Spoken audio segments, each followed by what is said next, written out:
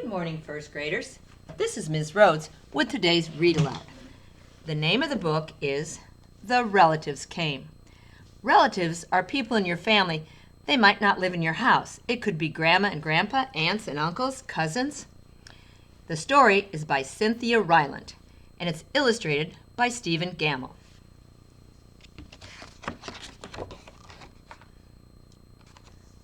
The relatives came.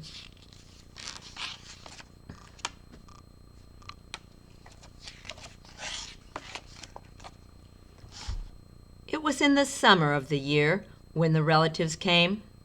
They came up from Virginia, and they left when their grapes were nearly purple enough to pick, but not quite.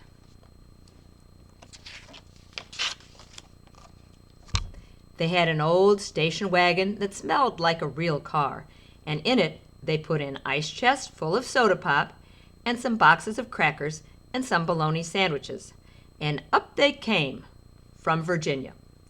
They left at 4 in the morning when it was still dark, before even the birds were awake.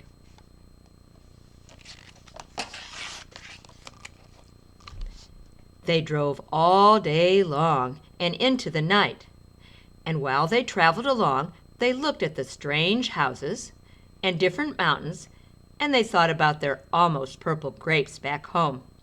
They thought about Virginia, but they thought about us too, waiting for them.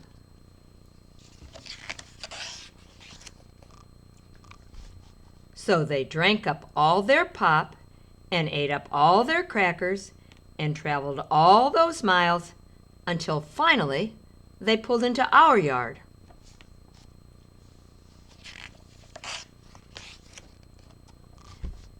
Then it was hugging time. Talk about hugging! Those relatives just passed us all around their car, pulling us against their wrinkled Virginia clothes, crying sometimes.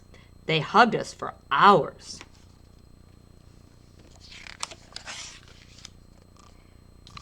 Then it was into the house, and so much laughing and shining faces and hugging in the doorways. You have to go through at least 4 different hugs to get from the kitchen to the front room. Those relatives!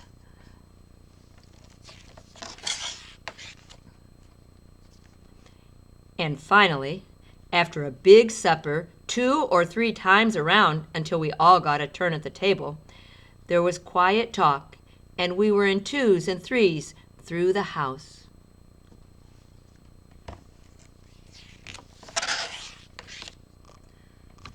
The relatives weren't particular about beds, which was good since there weren't any extras.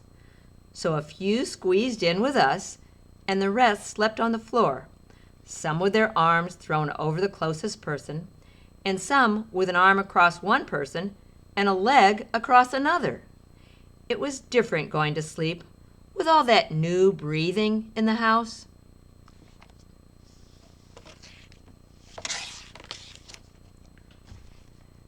The relatives stayed for weeks and weeks. They helped us tend the garden, and they fixed any broken things they could find.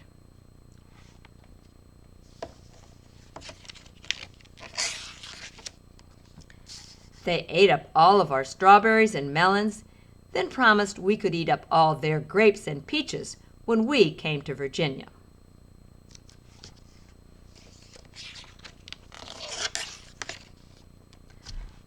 But none of us thought about Virginia much.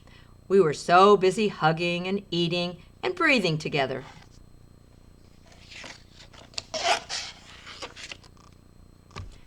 Finally, after a long time, the relatives loaded up their ice chest and headed back to Virginia at 4 in the morning.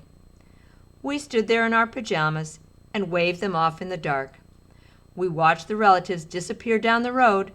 Then we crawled back into our beds that felt too big and too quiet. We fell asleep.